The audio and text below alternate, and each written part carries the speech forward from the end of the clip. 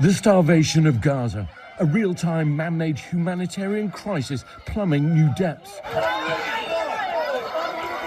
Under massive international pressure to alleviate the suffering and allow more aid in, Israel pausing its relentless bombardment for the first time since March. Overnight, the IDF also restarting aid drops. Over 100 world-leading aid groups warning of mass starvation in Gaza. We're now witnessing a deadly surge in malnutrition-related deaths. The World Health Organization says nearly 30,000 children under 5 are now malnourished. The haunted faces of a pediatric hospital, captured by our team on the ground. With hollow eyes and emaciated bodies, the hungry cry out, desperate for the world to heed their calls. But there's little salvation here. At least 133 people have died of starvation, including 87 children, according to the Hamas-run health ministry. An American doctor in Gaza describing the horrors he's witnessed at Nasser Hospital. You can see the desperation.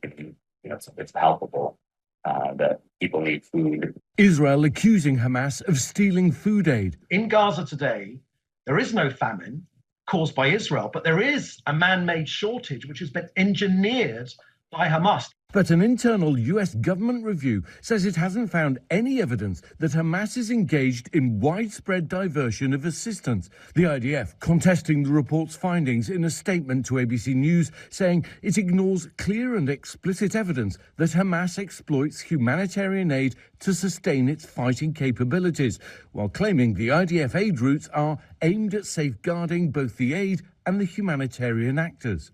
But for 11 weeks, from March to May, Israel imposed a total embargo on food, medicine and fuel into Gaza.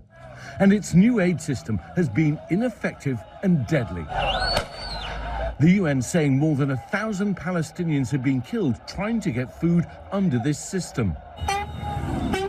Dozens of countries condemning the killing of civilians, including children seeking aid.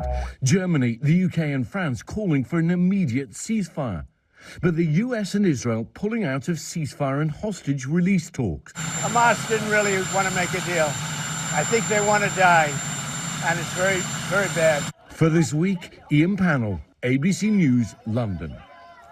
Our thanks to Ian. I'm joined now by Rachel Cummings, the Gaza Humanitarian Director for Save the Children, who is right now coming to us on the ground in Gaza. So thank you, Rachel. Thank you for the work you are doing. Thank you for taking time to speak with us. Just give me a sense. How is it looking right now on the ground? The situation in Gaza is catastrophic for children and increasingly now for adults. There is no food available in the market. Children are literally starving, and we run health clinics in Deir al-Balah and Khan Yunis. We run nutrition centres in Deir al-Balah and Khan Yunis.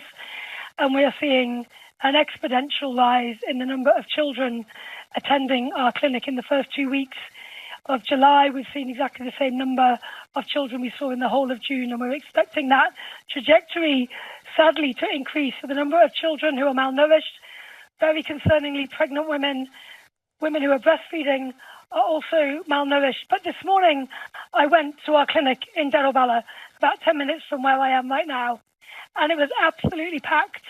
And it was a scene I had never witnessed before. And I've been working in this sector for over 20 years in the Horn of Africa, in various places around the world. And every child in the health centre today was malnourished.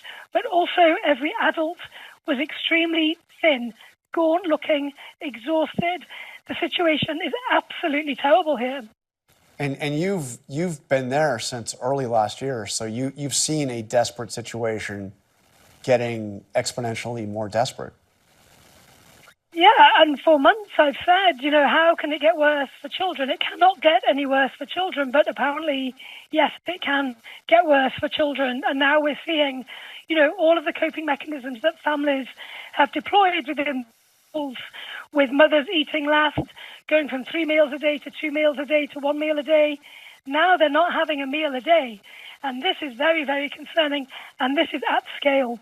So overnight, we saw the Israelis do these humanitarian aid drops. I know that you and other aid workers say this is not the effective way to get support in. But you also have this pause in the military operations. Are you seeing any signs that this is going to make a difference? You know, we welcome the humanitarian supplies entering Gaza, of course, and we need to do that in a controlled manner. Airdrops are not in a controlled manner, and one airdrop is equal to around one truck. So we need to bring in humanitarian supplies over land through the recognised routes. We need the UN system be enabled to manage the distributions. We know, as Save the Children, as humanitarian agencies, how to do safe and dignified distribution. So yes, we welcome the fact that now the UN is allowed to bring in humanitarian supplies, including food, including medicines, including nutrition commodities, and including hygiene supplies. All right, Rachel Cummings with Save the Children.